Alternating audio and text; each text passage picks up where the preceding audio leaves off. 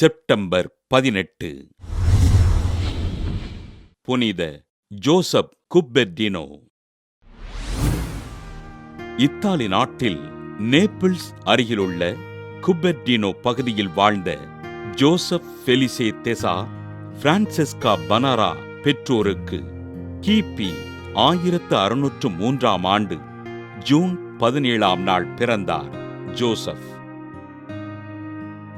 ஏழை தச்சு தொழிலாளியான இவரது தந்தை ஜோசப் கருவில் இருக்கும் போதே இறந்துவிட மாட்டுத் தொழுவத்தில் பிறந்தார்.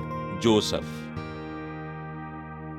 அறிவுத்திறனிலும் ஞாபகத்திறனிலும் குன்றியிருந்த ஜோசப் தன் சிறுவயது முதல் இறை காட்சிகளைக் கண்டு பரவச நிலையினை அடையும் வரம் பெற்றிருந்தார்.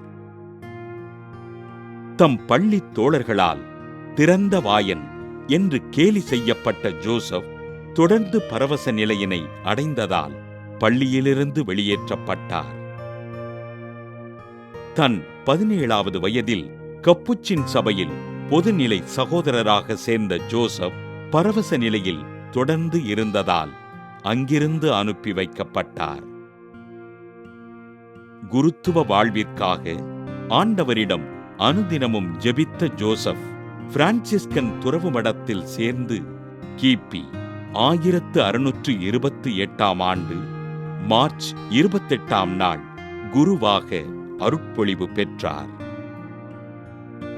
பரவச நிலையினை அடைகின்ற வரமும் தரையிலிருந்து மேலெழும்பி காற்றில் நிற்கின்ற வரமும் பெற்றிருந்த அருட்தந்தை ஜோசப் ஆண்டிற்கு 7 முறை 40 நாட்கள் நோன்பிருந்து ஜெபித்தார்.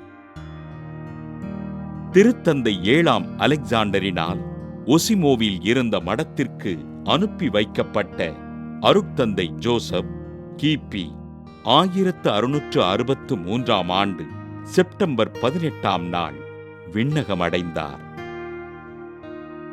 பரவச நிலையினை அடைவதால் 35 ஆண்டுகள் தனியறையில் வாழ்ந்து ஆண்டவரிடம் உருக்கமோடு ஜெபித்த அருட்தந்தை ஜோசப்பினை திருத்தந்தை 13ஆம் கிளெமென்ட் கிபி 1767 ஆண்டு புனிதராக உயர்த்தி மனம் பேதலித்தவர்களுக்கு பாதுகாவலராக அறிவித்தார். புனித ஜோசப் குப்பெர்டினோ திருவிழாவினை கொண்டாடுகின்ற நாம் மனநோயினால் துன்புறுவோருக்காகவும் அந்நோயிலிருந்து அவர்கள் விடுதலை பெறுவதற்காகவும் ஜெபிப்போம்.